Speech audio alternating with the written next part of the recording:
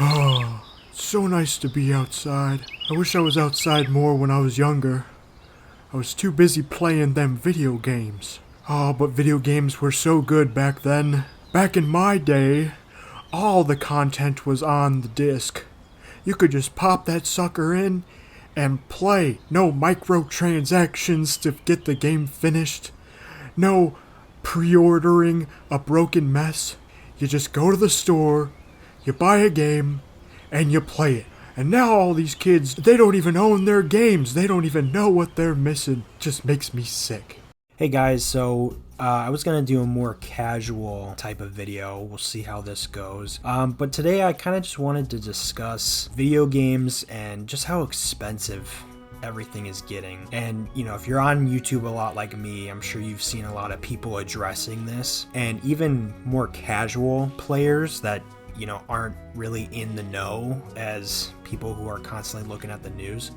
Even they've noticed the price increase, and it's gotten to the point where video games are no longer accessible as they used to be, as far as the affordability and how many people are really able to play these games. So today I kind of just wanted to talk about my experience with playing video games and how I've noticed as I've gotten older kind of how the industry is going, and I do really hope that things kind of turn around, or else I don't know, there's only so much that I'm gonna tolerate before I'm just like, guess I gotta play the whole back catalog of all the games that I've gotten over the years and just kind of hope that things get better. So first, let's talk about the Switch 2.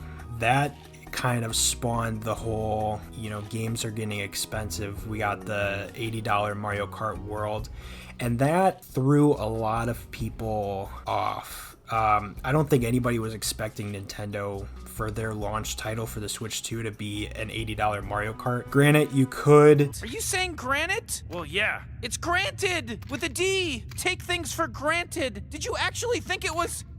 Jesus Christ. Get the bundle for the Switch 2, and so you're only paying $50 for Mario Kart World, which, in all fairness, I do think that Nintendo was doing that as a strategy to get people to buy the bundle, because they are going to be discontinuing that pretty soon. As this time of recording, I believe there's only like a month or two, and then they're going to switch to like a Pokemon bundle. And from what I've seen, I personally haven't bought a Switch 2, and it'll be a while before I would probably buy one, just because as of now, there's only Mario Kart World and Donkey Kong Bonanza, which looks really fun, but I just keep going back to how expensive things are getting, and I don't want to sink in more time and money in the next generation of Nintendo if I'm just going to be getting screwed over, because we really don't know what future games are going to be $80. Doug Bowser said that they're doing the selective pricing, so they will determine what the value is. Can you talk a little bit about how the gaming pricing strategy is $80 kind of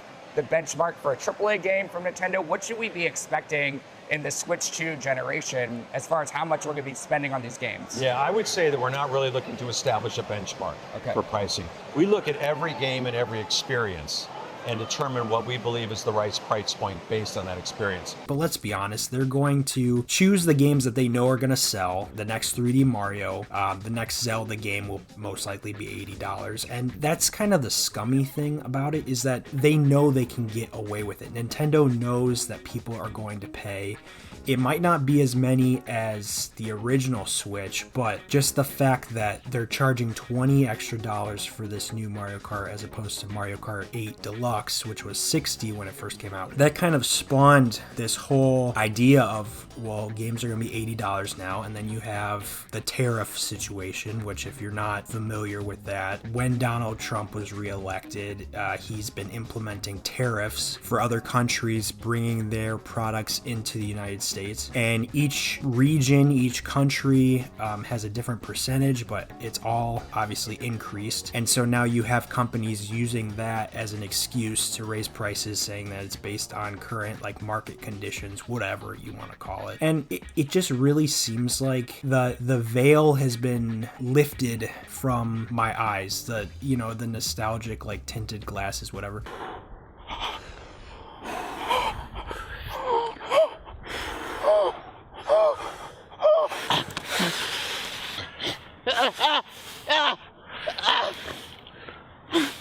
as I've gotten older, I'm in my mid-20s, and I've seen companies will do anything they can to get your money. That's what companies do. You're trying to make the most money that you can. I understand that. That's just how life is. But when you have something that you love and you cherish, something that is kind of your way of escaping all of the stress of everyday life, when that starts getting impacted, you honestly don't know what to do.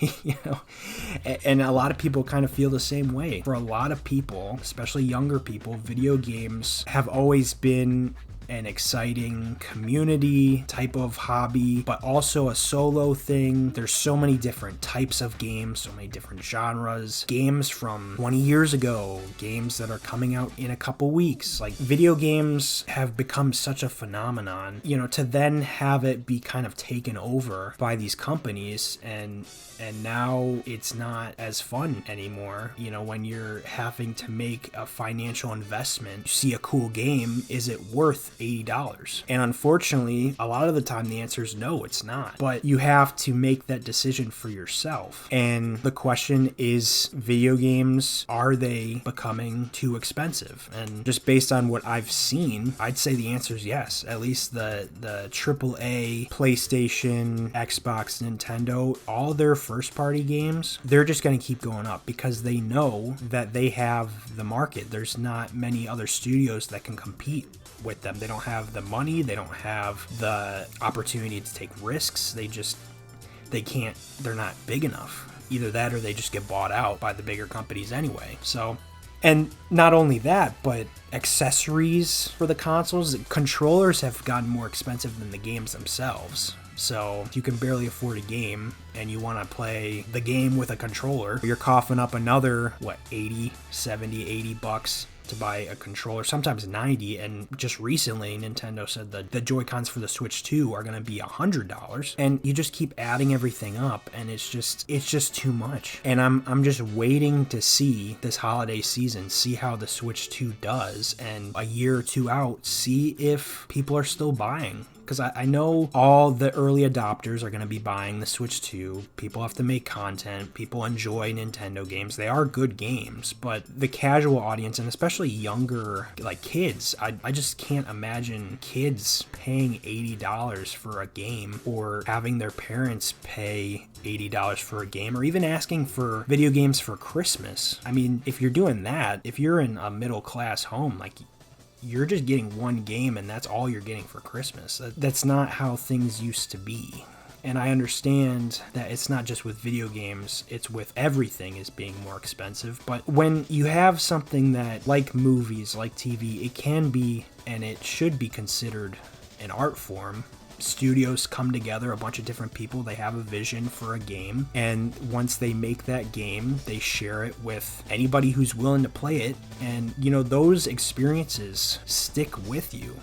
There are so many games that I've played that I look back on, and I just think of so many fond memories of either playing a story game by myself or playing games with my brothers, and those type of experiences are going to be less and less common because you just can't afford everything. You have to buy the console, buy the game, make sure you have enough controllers for everyone, and then with less people playing the games, you also have a smaller community, because now you have people that are playing the Switch 2, and a lot of people don't have the Switch 2, and so you don't have that shared community anymore. You have the people that are willing to and can afford expensive games, and then you have just the people that don't and they can't. And it's a real shame that it has gotten to this point, but I'm hoping that over time companies are going to see the declining sales, they're going to see people not buying their games, and they're going to have to make a change. Because if they're spending millions of dollars on these games and people are just like, I'm just going to play an indie game on Steam, I'm just going to spend $20 on a game and get hours of entertainment out of it, and I don't need ray tracing, I don't need the newest and best looking games, I just want something to just play and have fun.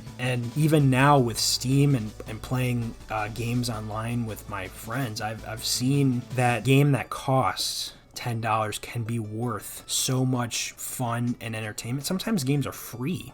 Can you believe that? Free games that aren't crammed with microtransactions, because those games are created by people who like having fun and they care about the players. And these companies have gotten so big that it's not about the players, it's about the numbers. How many consumers can we get to purchase this product? It's not a game anymore, it's a product. And don't ask questions. Just consume product and then get excited for next product. that might just be the cynical part of me, that I've grown up and I've seen kind of how the world like operates, at least from the video game standpoint. Yeah, and it's just a shame. But there have been more and more alternative options for people who can't afford these expensive games. The retro market is probably going to increase dramatically. Hopefully those prices don't increase as well, because especially like GameCube, a lot of the Nintendo stuff will always keep its value, and that's a topic for a different video. But you can go to a used game store, which they still have those, by the way. There are still some that, you know, they have used games, and their prices are very reasonable. So kind of a, I don't know, brief or short way to end this video, because I've already been talking for too long. If you're not happy with how expensive games have gotten, I encourage you to look for old games that maybe you thought about playing and you just never got the chance, or it's not in stores anymore, and just play those. Just play those for the time being. And if there is a game that's new that you really want to play, go for it. Have fun. But understand that the more people that pay for these games that are huge, over budgeted, highly expensive, the more people that are willing to buy that, then companies are going to believe that that's okay and that they've kind of won. You know, the market has changed. Now people are okay with $70 to $80 games. If we show them that we're not okay with that, things are going to change. And I'm hopeful that, you know, in the next few years, people are gonna fight back the expensive prices, and we might get another video game crash, and that's okay. I wasn't around when the first one happened, but because of that crash, I feel like the players, we had more say in what we wanted. I don't want any of these companies to fail, but I hate seeing that people are getting taken advantage of, and it rubs me the wrong way. So that's kind of what I have to say on the matter. I hope you found some enjoyment in this video. If I'm kind of happy with this, I might do more like casual talking videos, but let me know what your stance is on the whole video game industry right now. Are you okay with expensive games? Were you kind of seeing it coming? Because I didn't see, you know, $80 Mario Kart. I did not think that at all. That was not on my bingo card. But yeah, you know, let me know what you think. Like, comment, and you know, I guess, as all YouTubers say, subscribe if you want to hear more. But that's all I got today, so have a good one. I'm out.